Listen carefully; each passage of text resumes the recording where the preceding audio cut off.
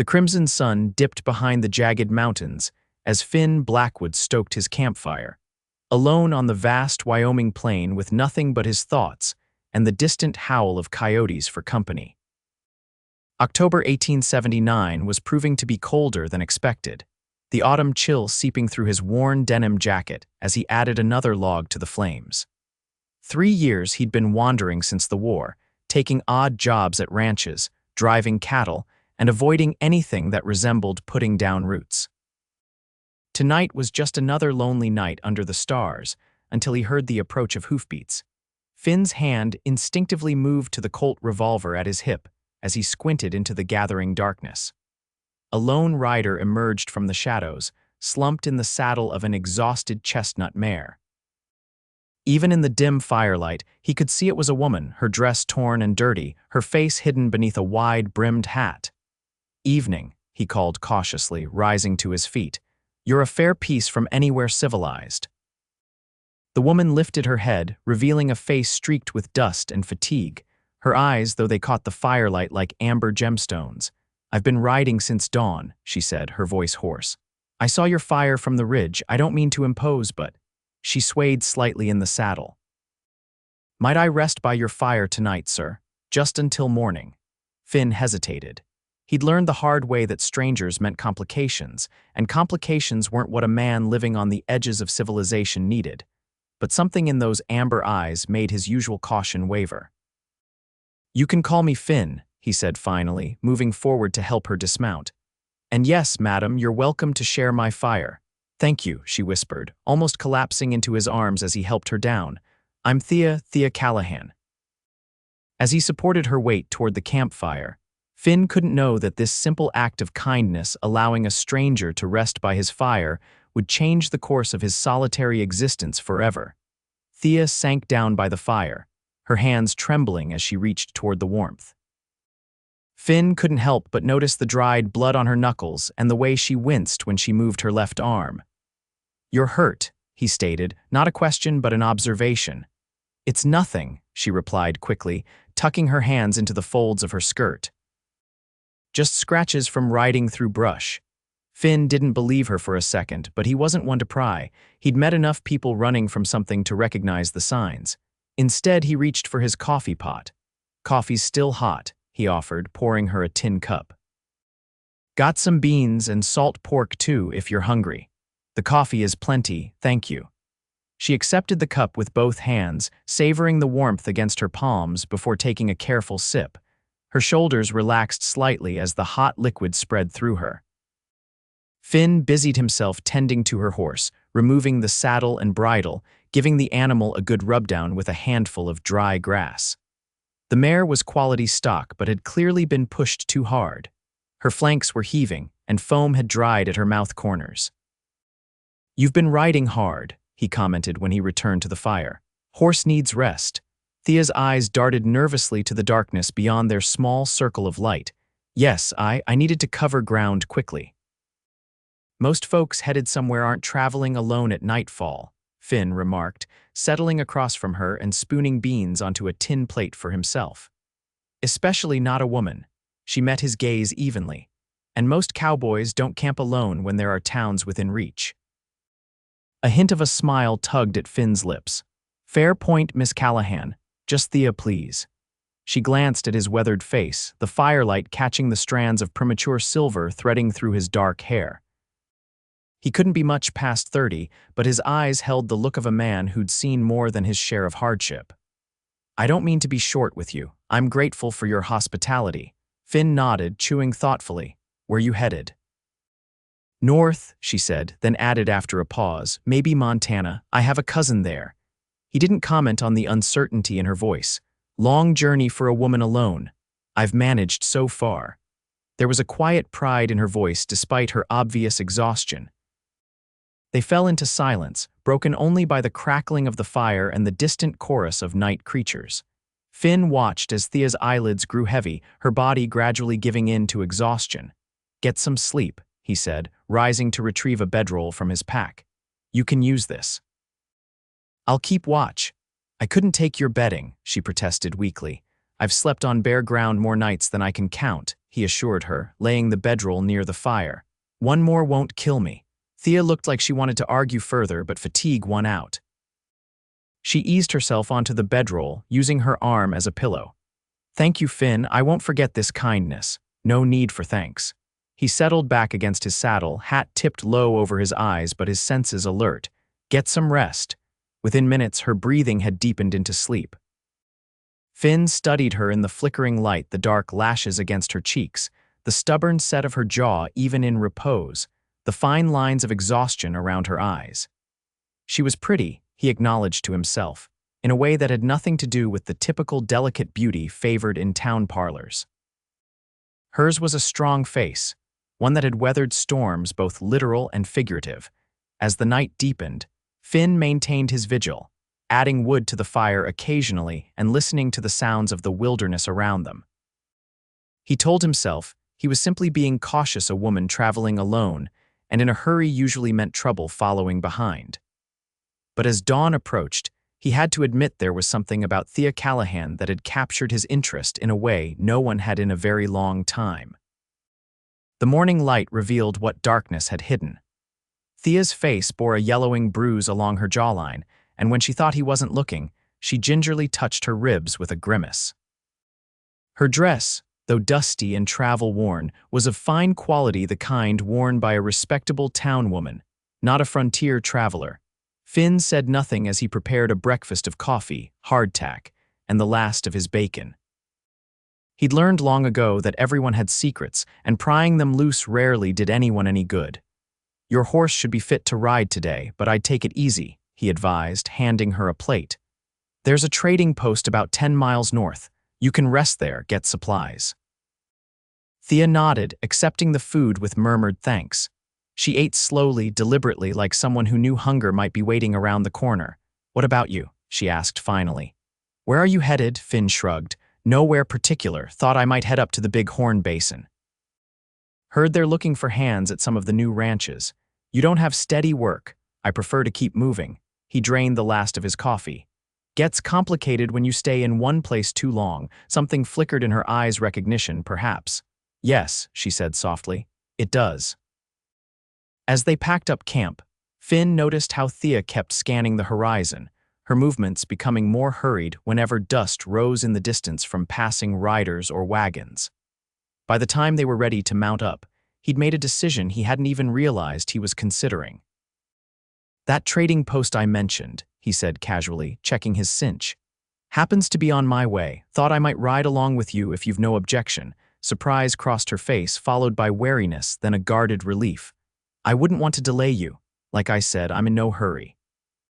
He swung into the saddle, adjusting his hat against the morning sun. Besides, 2 riders are safer than 1 out here. Thea hesitated only briefly before nodding. Thank you then. I'd welcome the company. They rode side by side across the rolling prairie, keeping a steady but gentle pace for the sake of Thea's mare. The morning warmed quickly, and Finn noticed how Thea gradually relaxed as the miles stretched between them and whatever lay behind her. She even smiled once when a jackrabbit startled from the brush beneath their horses' hooves. Been a while since I've ridden with company, Finn remarked, breaking a comfortable silence. Most cowboys I know talk a man's ear off, but I've always preferred the quiet. My father used to say the same thing, Thea replied, her expression softening at the memory. He was a rancher down in Texas, said he could tell more about a man by riding an hour in silence with him than hearing him talk for a day. Sounds like a wise man. He was.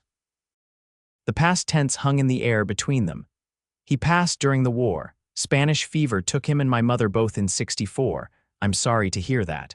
Finn's words were simple but sincere. Lost my own folks young, mother to childbirth, father to drink after. Thea studied him with newfound understanding.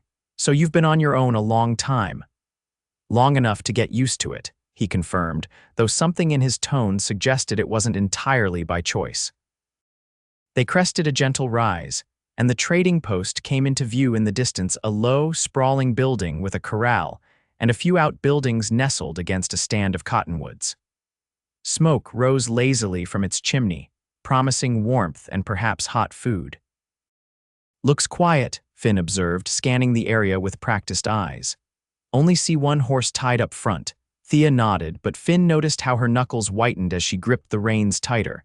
He wanted to ask what or who she feared, but held his tongue. Her secrets were her own. As they approached the trading post, Finn made a small adjustment to their course, circling wide to approach from the side rather than straight on. It was a subtle move, one that would allow them to see who was inside before fully committing to stopping. "Just being cautious," he explained when Thea gave him a questioning look. A flicker of gratitude crossed her face. "You've been nothing but kind, Finn. I wish I could explain." "No need," he interrupted gently. "We all have our reasons for the trails we ride." They dismounted by the water trough, allowing their horses to drink, while Finn took a casual inventory of their surroundings. The trading post was typical of its kind, part general store, part saloon, part-way station for travelers and mail carriers. The lone horse out front was a dappled gray, well-kept but not remarkable. "Let me go in first," Finn suggested, loosening his colt in its holster. "Get the lay of the land." Thea nodded, clearly understanding his caution. "I'll wait with the horses." Inside, the trading post was dimly lit and smelled of tobacco, leather, and coffee. A heavyset man with an impressive mustache stood behind the counter, while an older gentleman in a mail carrier's uniform sat at a small table nursing a cup of coffee. Both looked up as Finn entered. "Morning," the proprietor called. "What can I do for you?" "Just passing through," Finn replied easily. "Looking to pick up some supplies. Got a traveling companion outside too," the proprietor nodded. "Well, we got what most folks need. Coffee's hot if you're interested." Finn accepted a cup, exchanging pleasantries, while casually inquiring about local news and travelers in the area. Nothing in their responses raised any alarms, and after a few minutes, he felt comfortable enough to signal Thea inside. She entered cautiously, staying close to the door until Finn gave her a reassuring nod. The proprietor, whom Finn had learned was called Jeb, greeted her politely but without undue interest. While Thea selected a few essential supplies, jerky, coffee, hardtack, Finn studied a weathered wanted poster tacked to the wall near the counter. Most were faded and old, but one newer notice caught his eye. A reward for information leading to the capture of one Theodore Callahan, wanted for the murder of a prominent businessman in Cheyenne. Finn frowned, glancing at Thea. Callahan wasn't an uncommon name in these parts, but the coincidence was troubling. He casually moved to block the poster from her view, continuing his conversation with Jeb about trail conditions northward. When they left the trading post an hour later, resupplied and rested, Finn was quieter than before. They rode for several miles before he finally spoke. "Think it's time you told me what kind of trouble you're in, Thea," he said, his voice neither accusatory nor judgmental.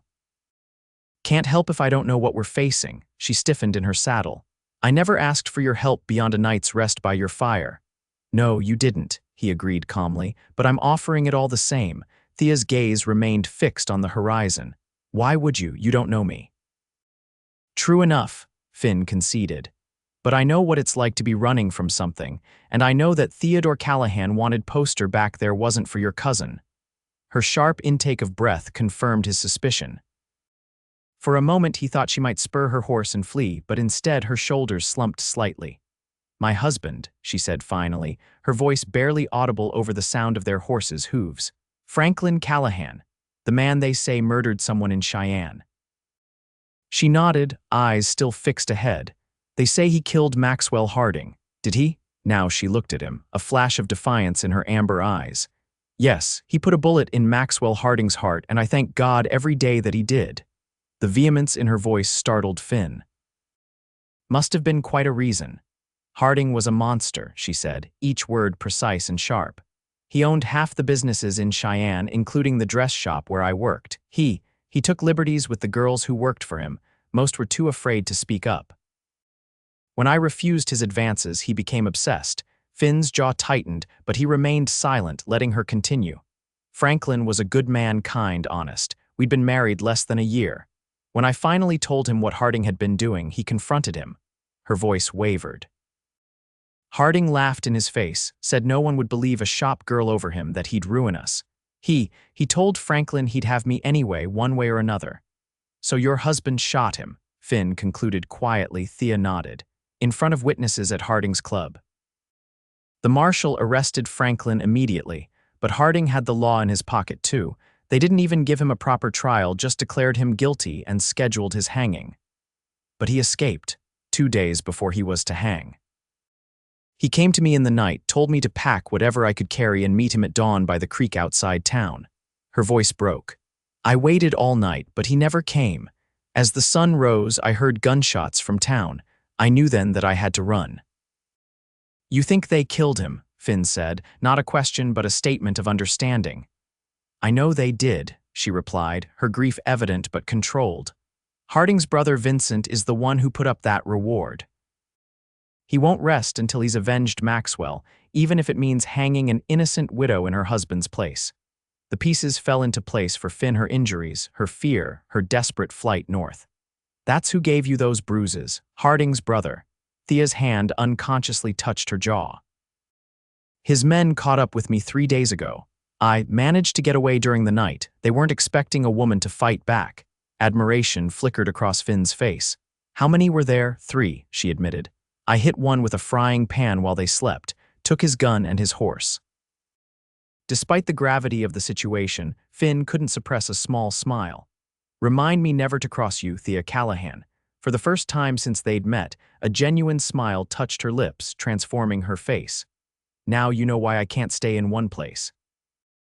Vincent Harding has connections throughout Wyoming territory. That's why I need to reach Montana. Finn considered this information, weighing options and risks. He'd avoided entanglements for years, preferring the simplicity of solitude.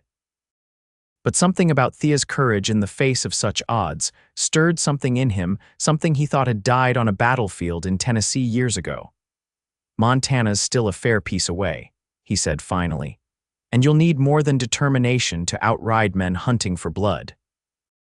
I know, she acknowledged, her voice steady despite the fear he could see in her eyes, but I have no choice but to try.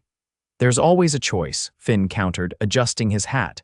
For instance, I'm choosing to ride with you to Montana.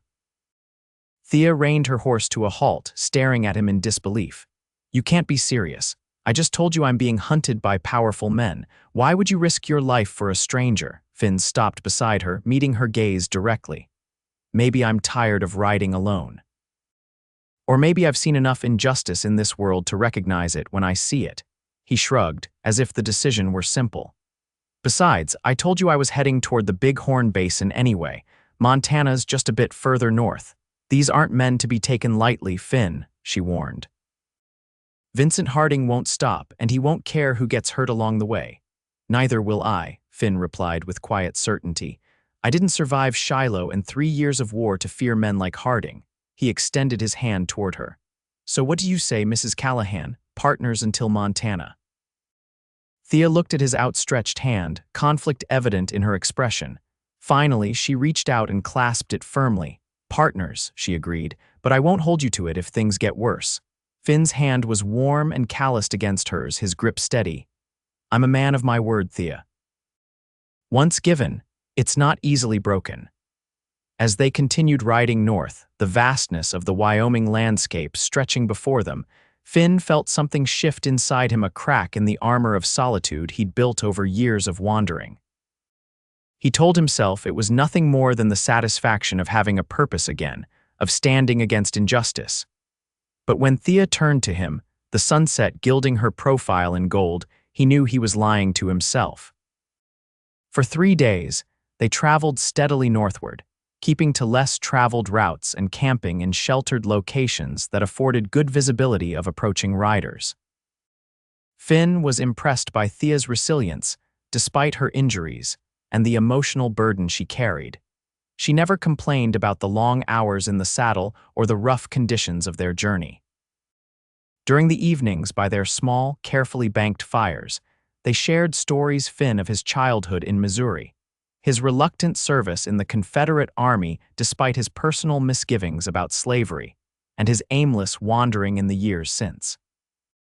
Thea told him of growing up on a Texas ranch, of moving to Cheyenne after her parents' death to live with an aunt, of meeting Franklin Callahan when he came to buy fabric for curtains in his new law office.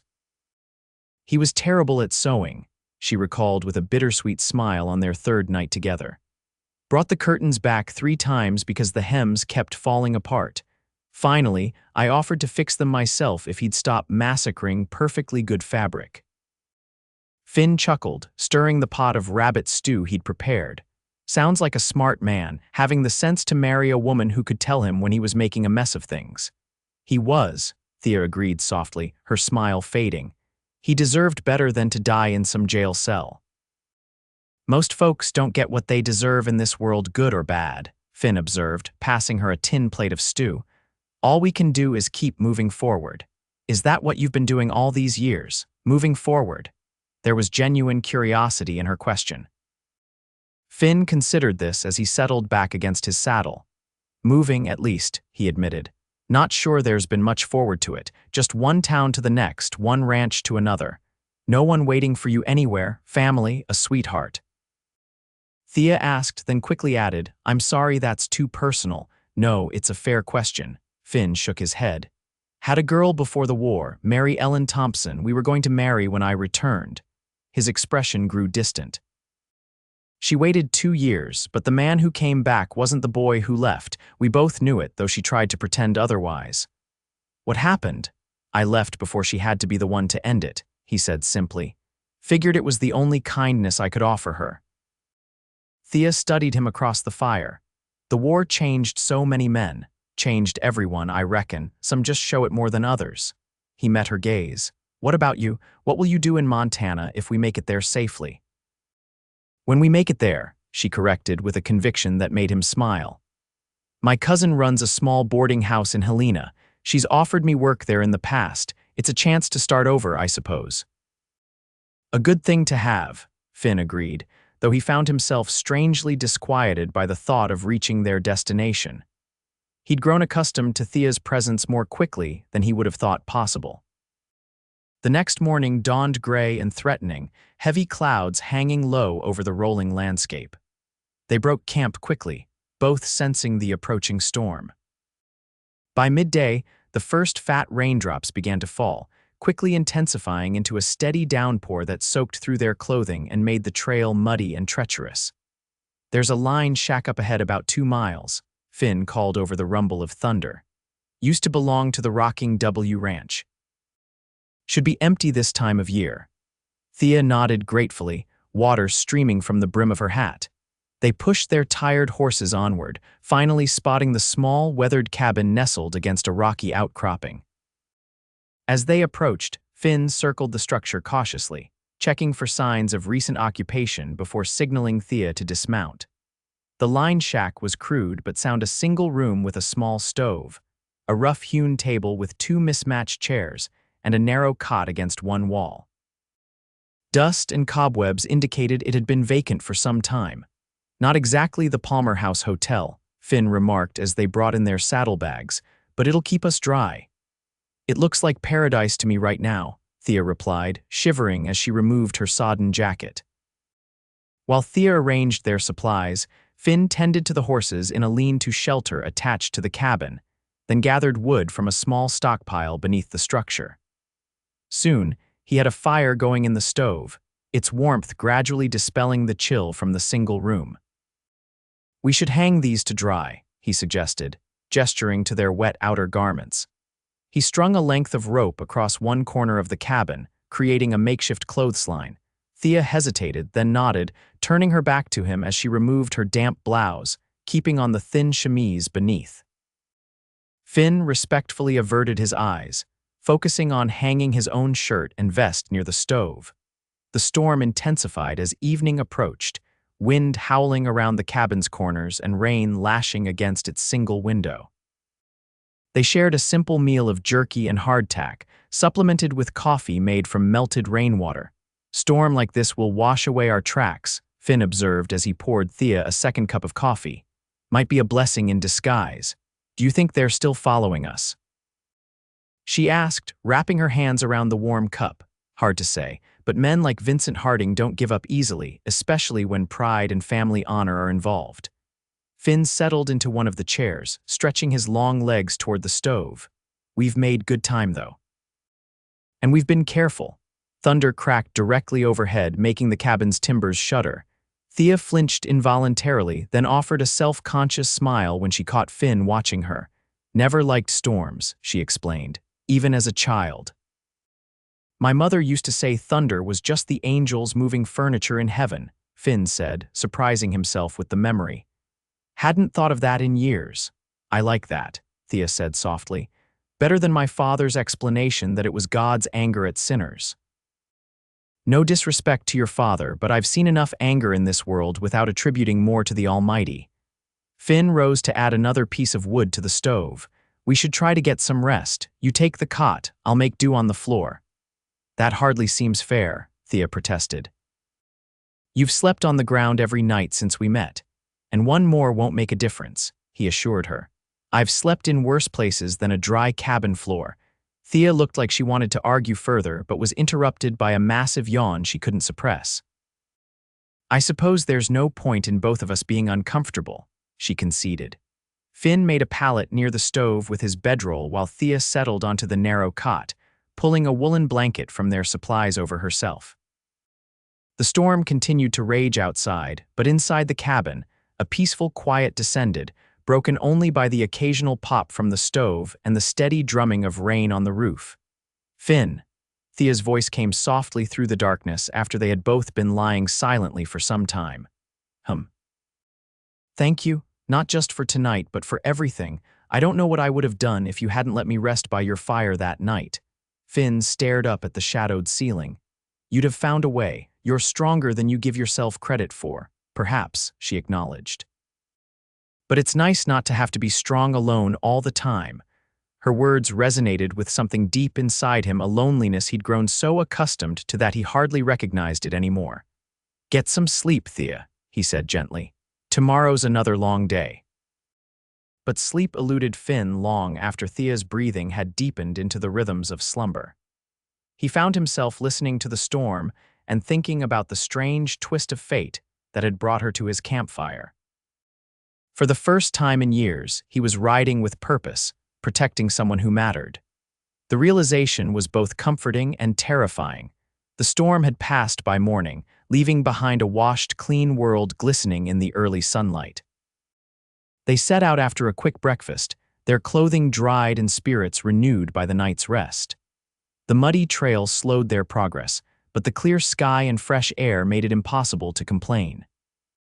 As they rode side by side through a meadow carpeted with wildflowers, Thea's mare suddenly shied, nearly unseating her. Finn's hand shot out to steady her while his other hand moved instinctively to his gun. What spooked her? Thea asked, regaining control of the nervous animal. Finn scanned the area, his experienced eyes catching what Thea had missed, a slight movement in the tall grass ahead. Stay here, he instructed quietly, dismounting and drawing his revolver. He approached cautiously, using the contours of the land for cover. The grass rustled again, and Finn tensed, ready for confrontation. Instead, a small, dirty face peered up at him from a hollow in the ground, a boy no more than 10 or 11 years old, his eyes wide with fear. Easy now, Finn said, holstering his weapon. I'm not going to hurt you, son. The boy scrambled backward, clearly terrified. Finn crouched down to appear less threatening. Are you lost? Where are your folks? After a moment's hesitation, the boy pointed eastward with a trembling hand. Raiders, he whispered, his voice cracking. They came at dawn. Finn's expression hardened. Raiders? You mean your family was attacked? The boy nodded, tears cutting tracks through the dirt on his face. Pa told me to run and hide. I heard shooting. Lots of shooting. Thea had approached on foot, leading both horses. Her face paled as she overheard the exchange. What's your name? She asked gently, kneeling beside Finn. Thomas, the boy replied, eyeing her warily. Thomas Freeman.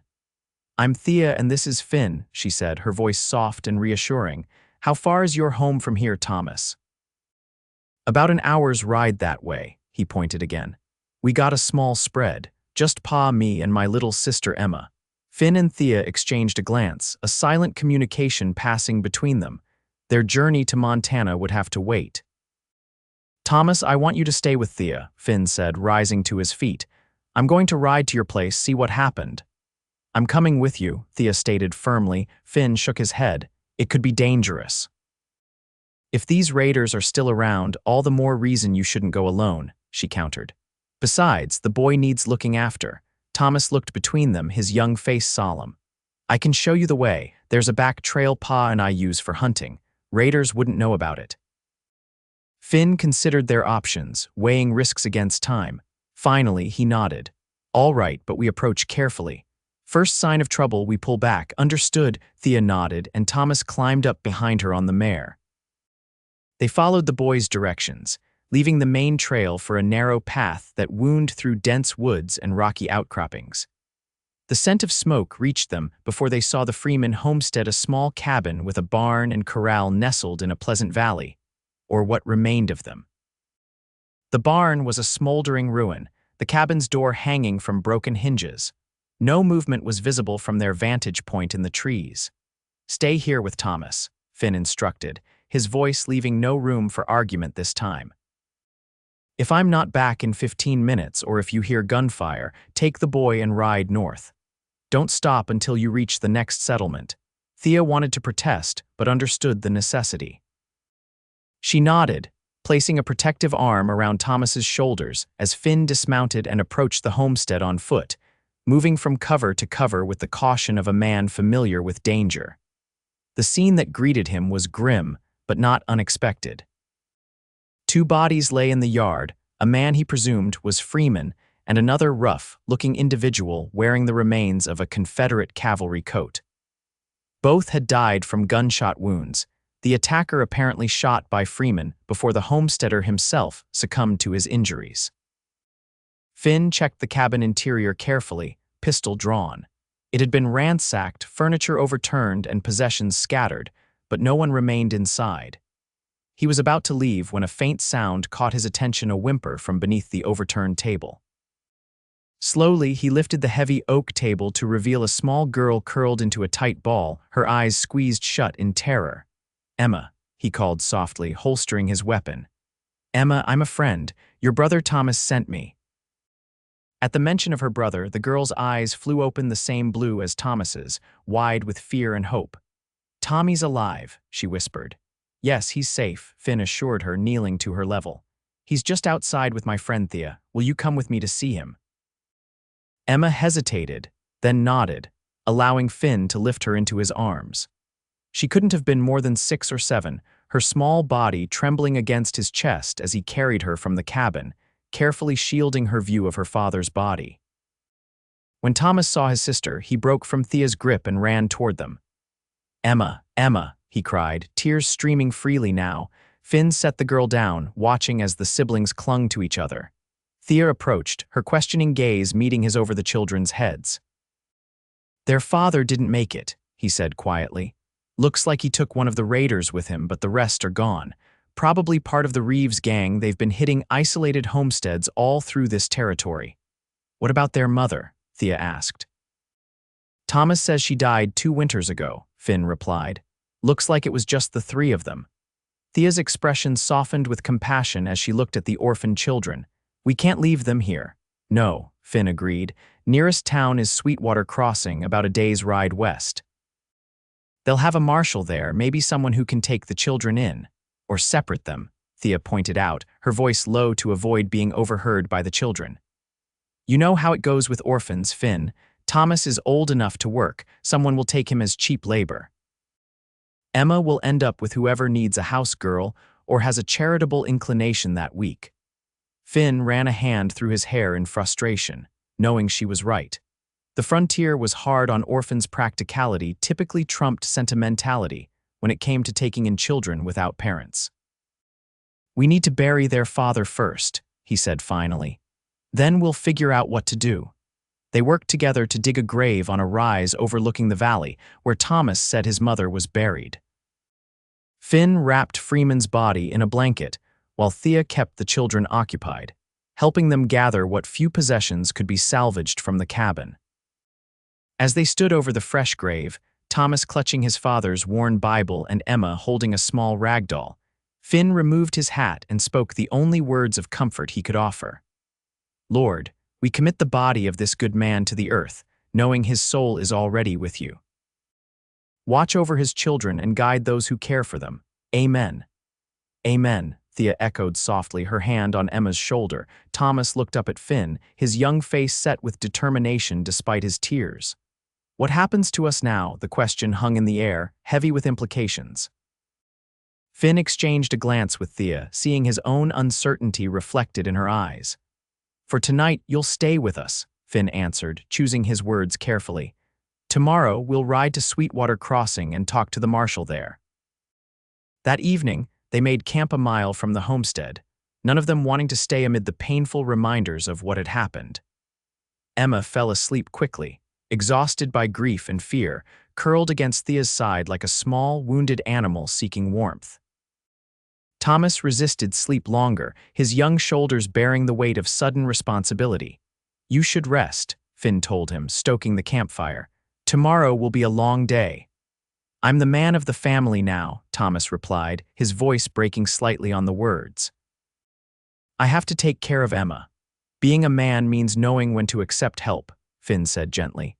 Right now, the best thing you can do for your sister is to get some sleep. Thea and I will keep watch. Finally, the boy nodded, settling down near his sister and falling into an exhausted slumber.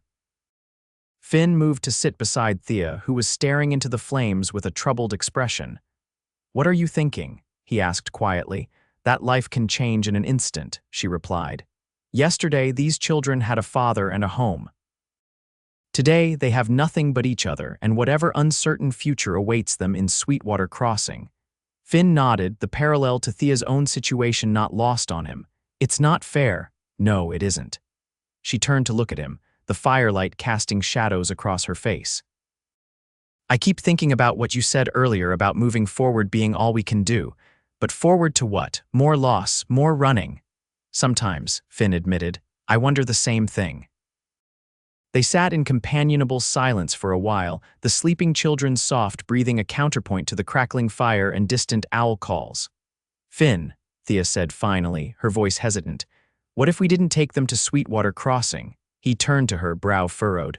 What do you mean? What if we took them with us to Montana? The idea seemed to gain strength as she spoke it aloud. My cousin's boarding house has plenty of room. The children could stay with us until we find them a proper home together. Us. Finn repeated, the word carrying more weight than its single syllable suggested. Thea met his gaze steadily. I've been thinking about it since we left the line shack, about what happens when we reach Montana, about what comes after. I thought your plan was to start over at your cousin's boarding house, Finn said carefully. It is, she hesitated. But plans can change, can't they? These past days with you have been different than I expected. You've been different. Finn felt something shift between them, a current in the air like the moment before lightning strikes. Thea, you don't have to say anything, she interrupted quickly. I know you value your freedom, your solitude. I'm not asking for promises, I just thought. Perhaps we could help these children together, for a while at least. The proposition hung between them, fraught with unspoken implications. Finn studied her face in the flickering light, seeing beyond the brave facade to the vulnerability beneath. In that moment, he realized how much he'd come to care for this woman who had stumbled into his lonely existence less than a week ago. It won't be easy, he said finally. Montana's still a hard journey away, and Harding's men could still be tracking us. Hope bloomed in Thea's eyes. Does that mean you'll consider it? It means I'm in, Finn replied simply. All the way to Montana and whatever comes after. The smile that illuminated her face made something in his chest constrict. Without thinking, he reached out to brush a strand of hair from her cheek, his fingers lingering against her skin. Thea's breath caught, and for a moment, they remained frozen in that tentative contact, the air between them charged with possibility. It was Thomas who broke the spell, turning in his sleep with a small, distressed sound. Thea pulled back, though her eyes held Finn's for a moment longer before she moved to check on the children. Finn sat motionless, processing what had just transpired, not just the almost kiss, but the larger commitment he'd made. For years, He'd avoided entanglements, responsibilities, connections of any kind. Now, in the space of a week, he'd committed to protecting a widowed fugitive and 2 orphaned children on a dangerous journey to an uncertain future. And somehow, despite every instinct that had guided him since the war, it felt right. The next morning brought clearer heads and practical considerations. They couldn't carry 2 children on their already burdened horses for hundreds of miles. They needed supplies, proper transport, and a plan for avoiding both Harding's men and any posses that might be searching for Thea. "We still need to go to Sweetwater Crossing," Finn concluded as they broke camp. "Not to leave the children, but to get what we need for the journey. A wagon, provisions. Won't that be risky?" Thea asked, helping Emma onto the mare behind her. "Someone might recognize me from the wanted posters." "It's a risk we have to take," Finn acknowledged. "But Sweetwater's small enough that news travels slow, and we'll be cautious. I'll handle the purchases in town. You can wait with the children at the livery stable." Thomas rode behind Finn, his small hands gripping Finn's coat for balance. The boy had been quiet all morning, processing his grief in the stoic manner of children forced to grow up too quickly. "Will people in Montana be kind to us?" he asked suddenly as they rode through a narrow valley. Finn considered the question seriously. "Some will, some won't. That's how it is everywhere, but you'll have us looking out for you, and that counts for something. Are you and Miss Thea married?"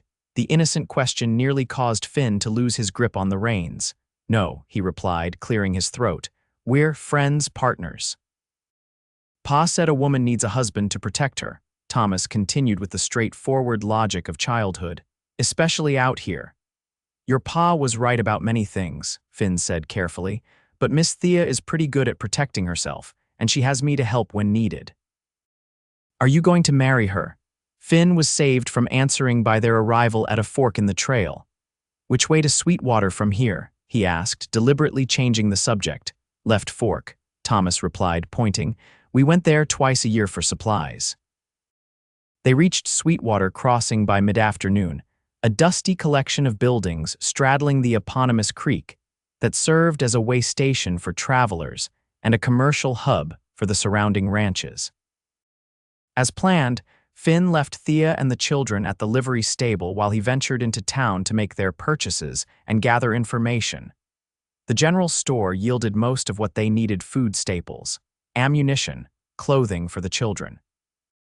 The proprietor, a garrulous man named Whitley, was happy to share the local news, including troubling reports of increased bandit activity in the region.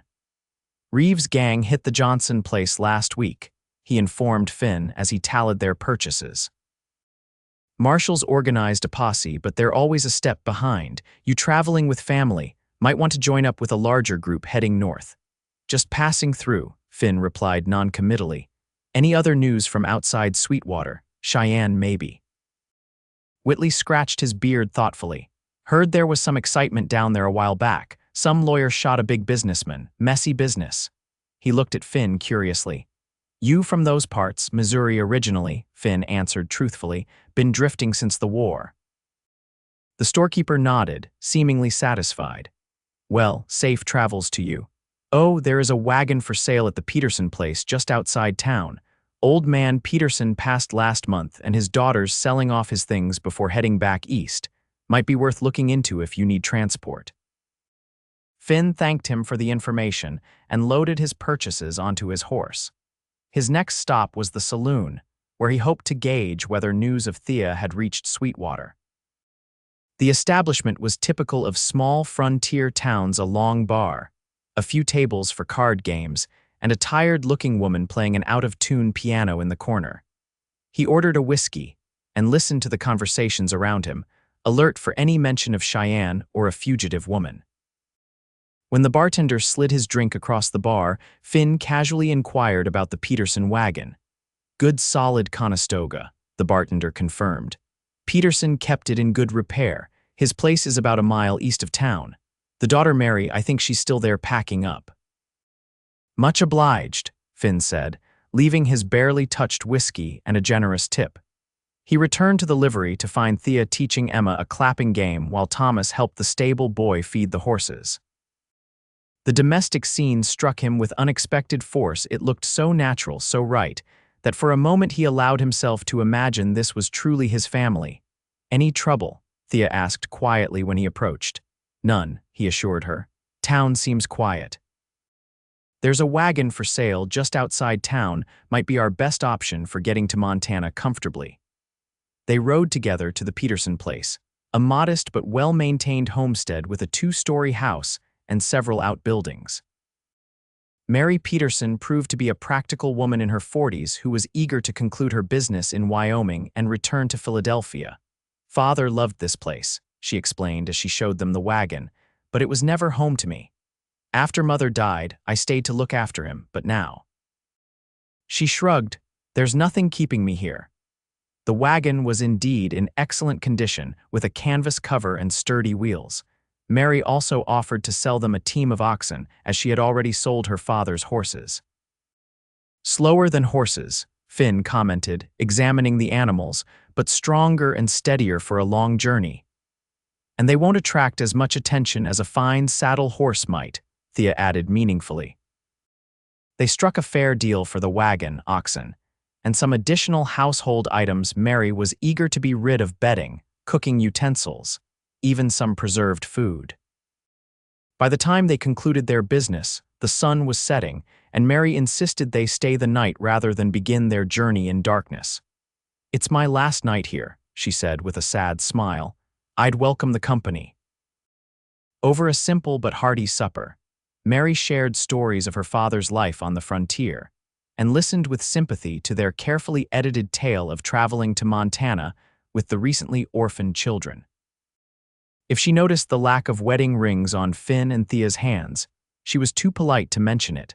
Later, as the children slept in the small guest room upstairs, the adults sat by the fire with cups of coffee laced with brandy. Mary excused herself early, leaving Finn and Thea alone with their thoughts and the crackling flames. "It feels strange," Thea said softly, "sitting in a proper house, drinking from china cups, almost like normal life." "Is that what you want?" Finn asked. "Normal life?" She considered the question, twirling the cup between her palms. "I used to think so. A home, children, stability." A shadow crossed her face. "That's what Franklin and I were building before Harding destroyed it," Finn finished when she trailed off. Thea nodded. "Now I'm not sure what normal even means anymore, but sitting here tonight with you and the children, it felt right somehow." Finn studied her profile, gilded by firelight. "It did," he agreed quietly. She turned to him, her expression open and vulnerable in a way he hadn't seen before. "I'm scared, Finn, not just of Harding's men, but of hoping again, of believing I might have a future beyond just surviving day to day." Without thinking, Finn reached for her hand, enveloping it in his larger one. "I've spent years not hoping, not planning, just existing. It's a half-life, Thea. I don't want that for you, or for myself anymore." Their eyes held, and this time there were no interruptions, no hesitations.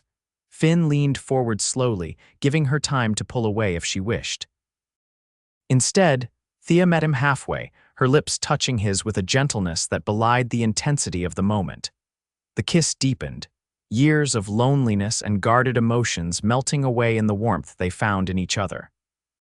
When they finally parted, Thea's eyes shimmered with unshed tears, but she was smiling, a real smile that reached her eyes and transformed her face. "Whatever happens," Finn said, his voice rough with emotion, "we face it together. You, me, the children. We're a family now, even if it's not the conventional kind." Thea squeezed his hand, her touch an affirmation stronger than words could express.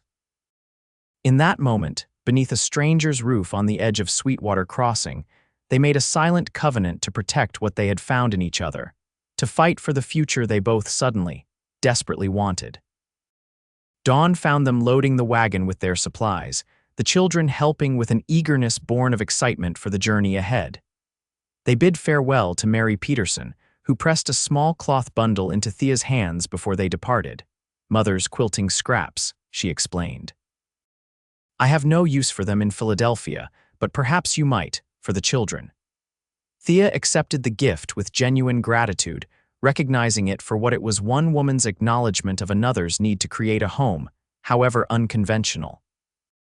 The wagon rolled out of Sweetwater Crossing as the town was just coming to life, the steady plodding of the oxen, a reassuring rhythm beneath them.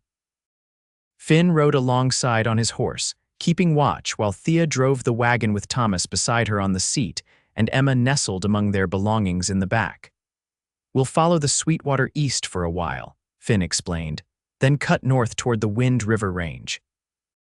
"It's longer than the main trail, but we're less likely to encounter trouble." Thea nodded, understanding the strategy.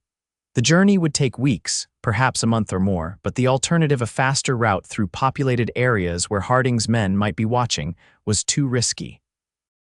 As the sun climbed higher, painting the vast Wyoming landscape in shades of gold and amber, Thea found herself studying Finn's profile against the brilliant sky.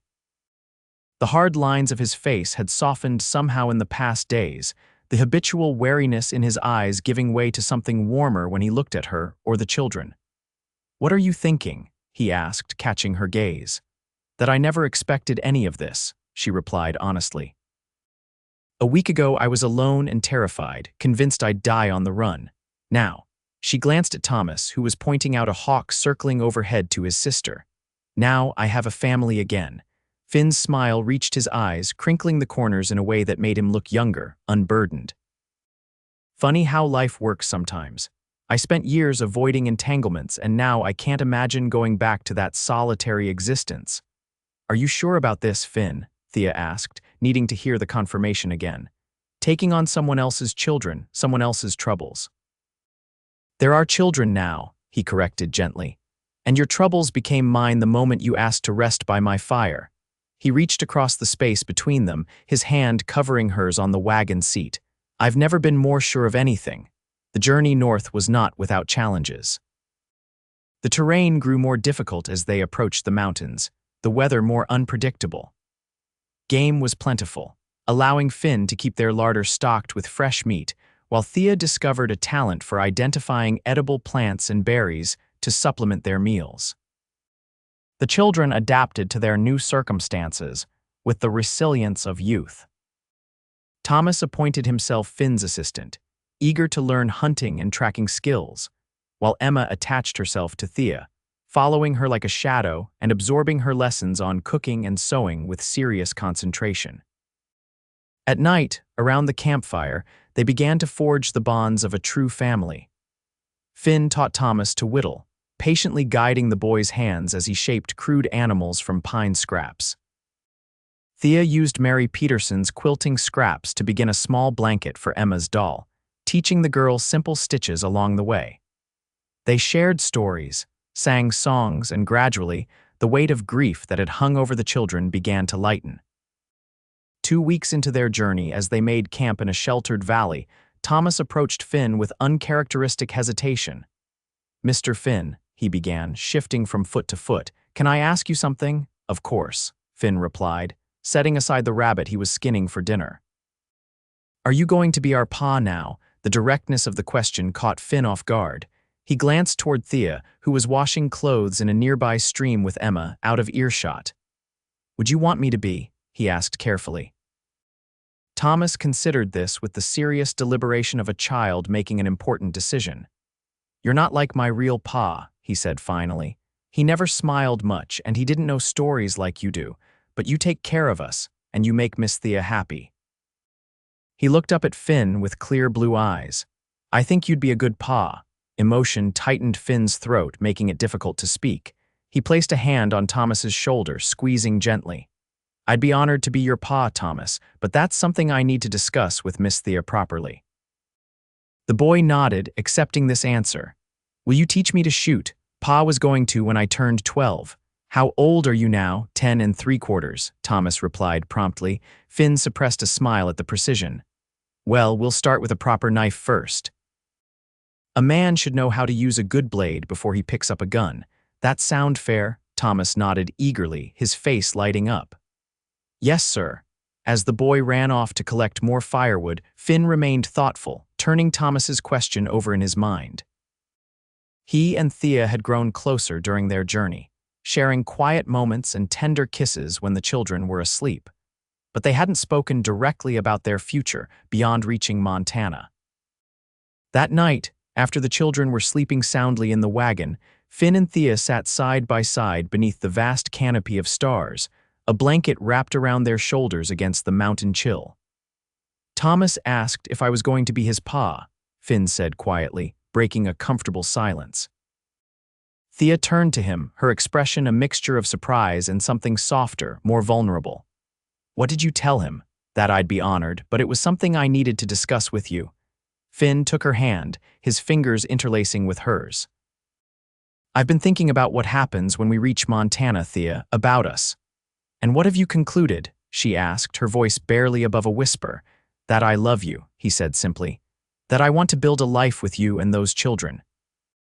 It won't be easy, we'll still need to be careful, at least until we're sure Harding has given up the hunt.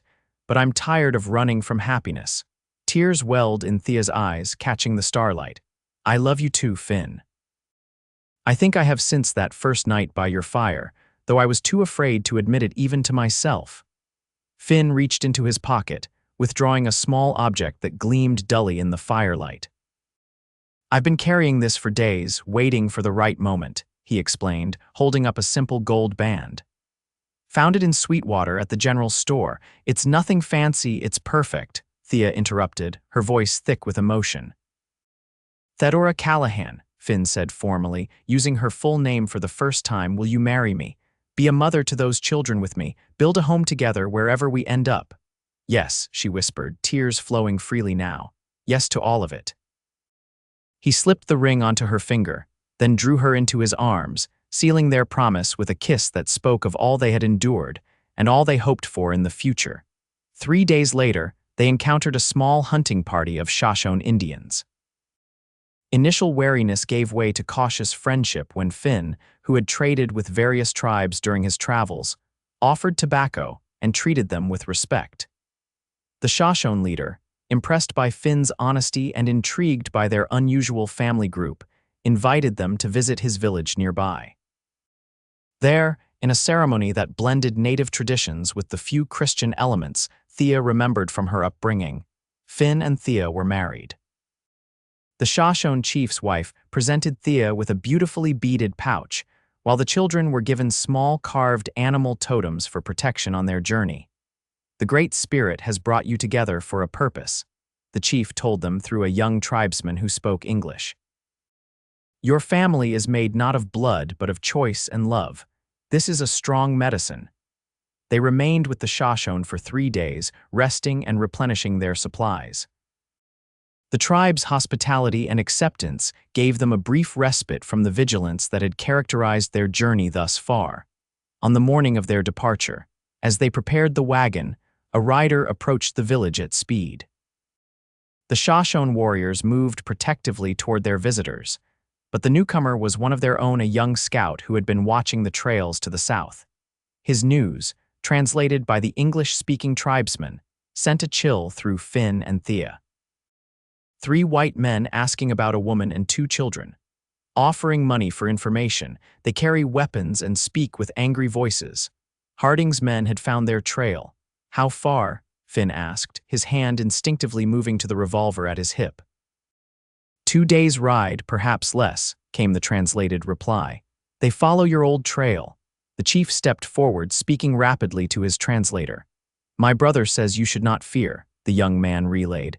"The Shoshone do not betray their friends. We will send you north by a hidden path.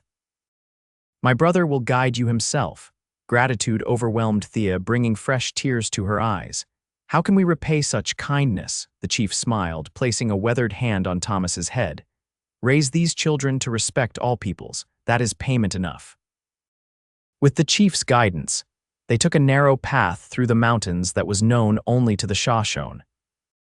The route was difficult for the wagon, requiring them to lighten their load and sometimes physically help the oxen navigate the steeper sections. But it would save them days of travel and, more importantly, throw off their pursuers. "We're getting close to Montana territory," Finn observed on their 5th day in the mountains. "Once we cross the border, Harding's influence should wane. Wyoming marshals won't have jurisdiction, and Montana lawmen will have little interest in a Wyoming murder case." Do you really think it will be that simple? Thea asked, unable to entirely shed the fear that had been her constant companion since Franklin's death. No, Finn admitted honestly. Men like Vincent Harding don't give up easily, especially when pride is involved. But every mile between us and Wyoming makes us safer, and we have something now worth fighting for. He glanced back at the wagon where Emma was napping, her small head resting on a bundle of quilts, Thomas keeping solemn watch beside her.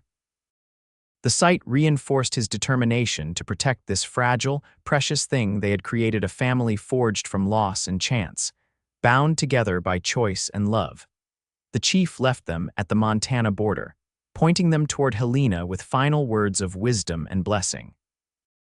As they watched him ride back toward his people, Thea slipped her hand into Finn's. "I never thought I'd say this," she murmured, "but I'm grateful for everything that happened. If Franklin hadn't died defending my honor, if I hadn't been forced to flee, if I hadn't seen your campfire that night.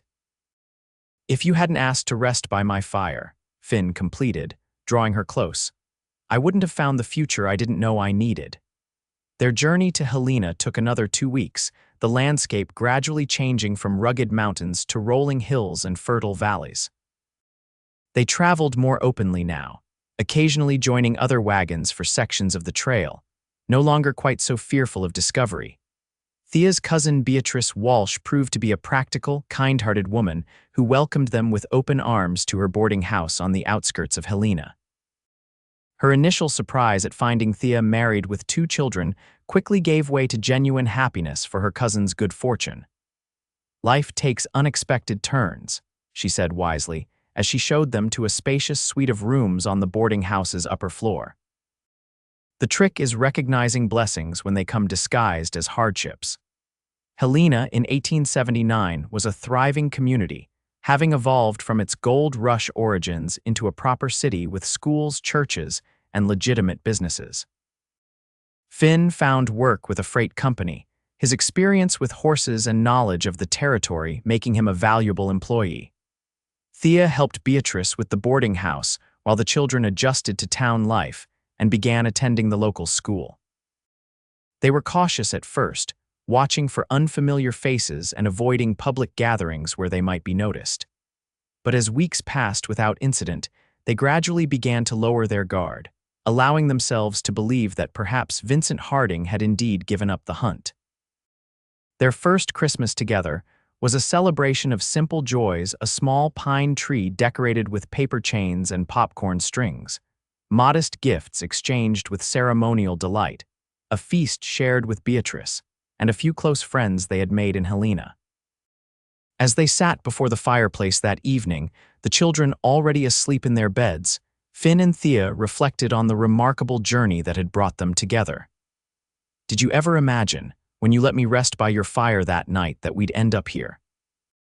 Thea asked, her head resting on Finn's shoulder. "Never," he admitted with a chuckle. "I figured you'd be gone by morning, just another traveler passing through my life. Instead, I turned your whole existence upside down," she teased, reaching up to touch his cheek. Finn captured her hand, pressing a kiss to her palm. Best upheaval a man could ask for. Spring brought new beginnings.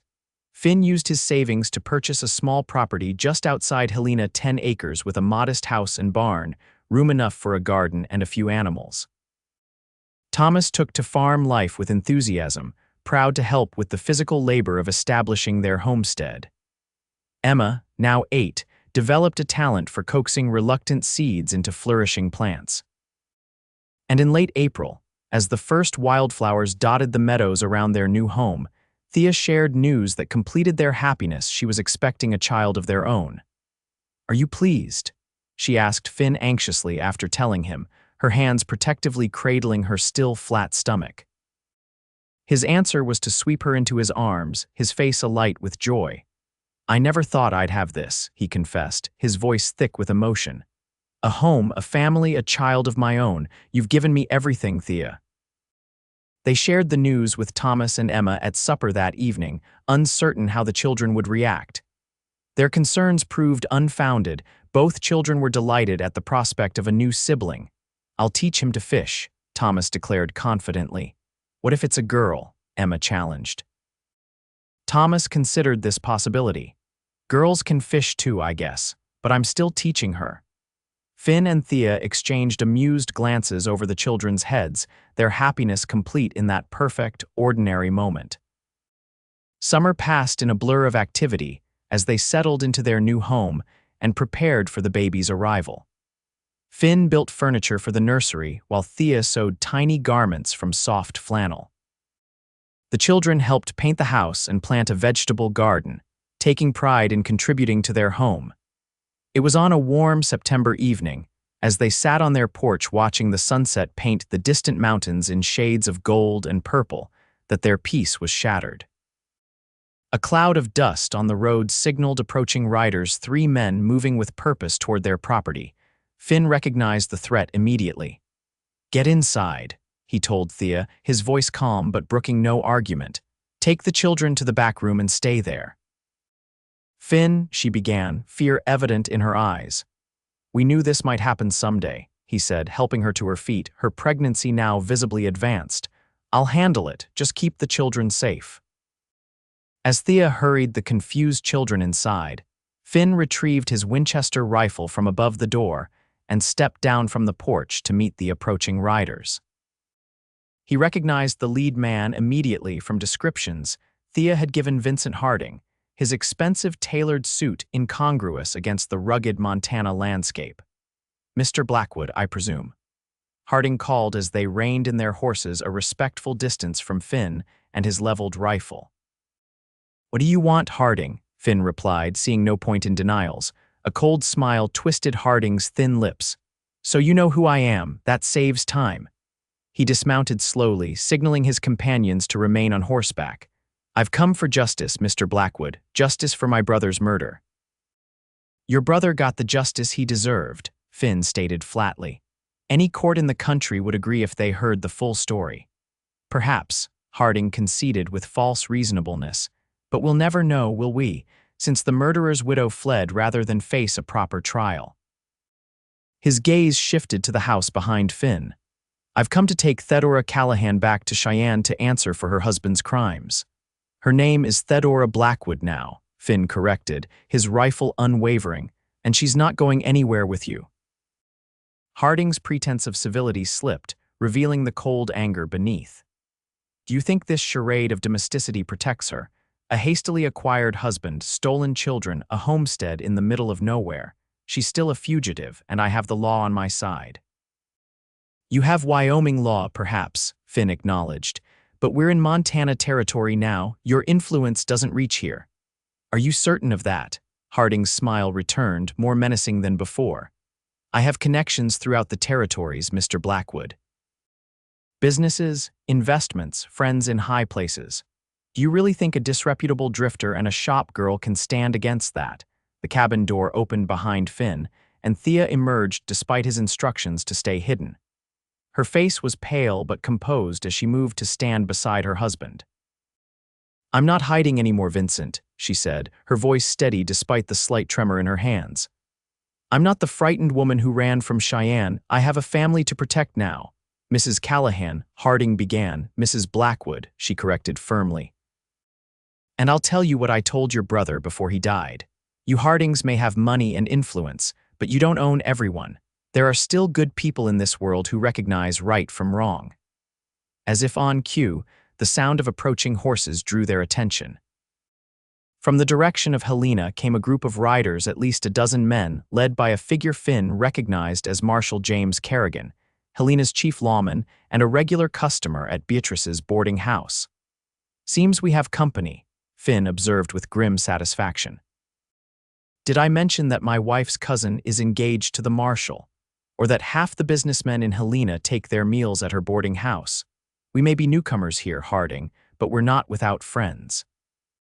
The marshal reined in beside them, tipping his hat respectfully to Thea before fixing Harding with a hard stare. "Is there a problem here, Finn, mister? Harding here seems to think he can ride onto my property and threaten my family," Finn replied, finally lowering his rifle now that reinforcements had arrived. "Something about wanting to take my wife back to Wyoming for a murder her late husband committed in self-defense." Marshal Kerrigan's expression remained impassive as he considered this. "That right, Mr. Harding. You come into my jurisdiction to harass one of our citizens." "This woman is wanted in Wyoming territory," Harding protested, his composure slipping further as he realized the situation was turning against him.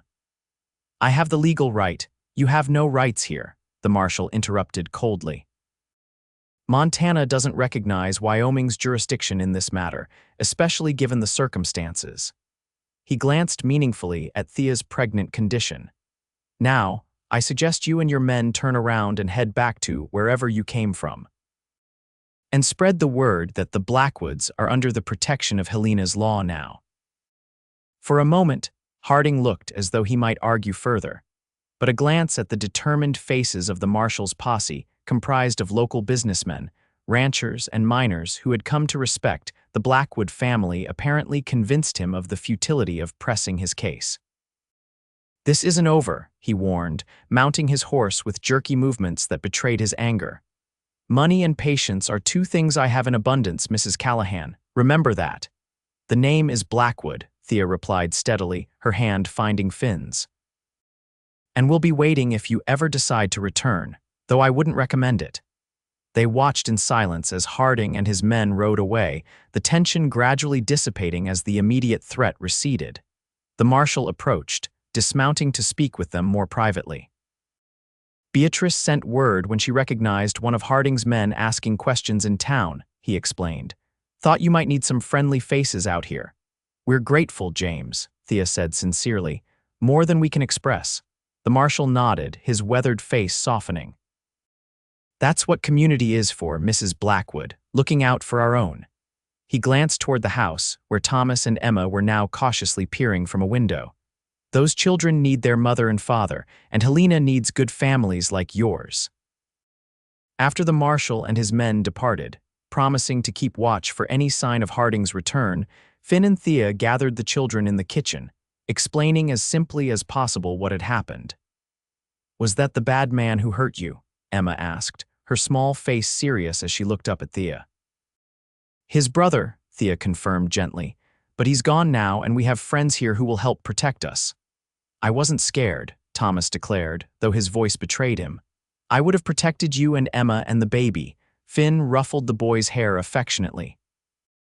"I know you would have, son, but that's my job and the marshal's. Your job is to be a boy for now. There'll be time enough for being a man later." That night, after the children were asleep, Finn and Thea sat before the fireplace, the events of the day weighing heavily on their minds. "Do you think he'll really come back?" Thea asked, her hand absently stroking her rounded belly where their child grew. "He might try," Finn acknowledged, unwilling to offer false reassurances. "Men like Harding don't surrender easily, but he saw today that we're not isolated or vulnerable here. We have a community, friends, the law on our side." Thea nodded, drawing comfort from his steady presence beside her. "When I ran from Cheyenne, I never imagined finding this a home, a family, a place where I belong." "Nor did I," Finn admitted, drawing her closer. "All those years wandering, I thought I was free, but I was just lost. And now," he placed his hand over hers on her belly, feeling the strong kick of their child beneath. "Now I'm found." 2 weeks later, as the first snow dusted the mountains surrounding Helena, Frances Theodora Blackwood was born a healthy, strong, lunged daughter with her mother's amber eyes and her father's determined chin. Thomas and Emma were enchanted with their new sister, vying for the privilege of holding her and solemnly promising to teach her everything they knew. In the quiet hours of night, as Finn watched Thea nursing their daughter by the gentle light of a lamp, he reflected on the extraordinary journey that had brought them to this moment. From a solitary campfire on the Wyoming plains to a home filled with love and laughter in Montana, from a chance encounter between strangers to a family bound by choice and devotion. "What are you thinking about?" Thea asked softly, looking up to find his eyes on her. "About how one small decision can change everything," he replied, moving to sit beside her on the bed. "If you hadn't asked to rest by my fire that night, if I hadn't said yes. But you did," she reminded him, her free hand finding his, "and here we are." Finn gently touched his daughter's downy head, marveling at the perfect tiny fingers wrapped around his calloused thumb. "Here we are," he agreed, his voice rough with emotion. "Home at last." Outside, snow continued to fall, blanketing their small homestead in pristine white. Inside, warmed by firelight and love, the family Vincent Harding had tried to destroy slept peacefully, secure in the knowledge that whatever challenges tomorrow might bring, they would face them together. And it had all begun with a simple act of kindness, a weary traveler asking to rest by a lonely campfire, and a solitary cowboy saying yes to a future he hadn't known he needed.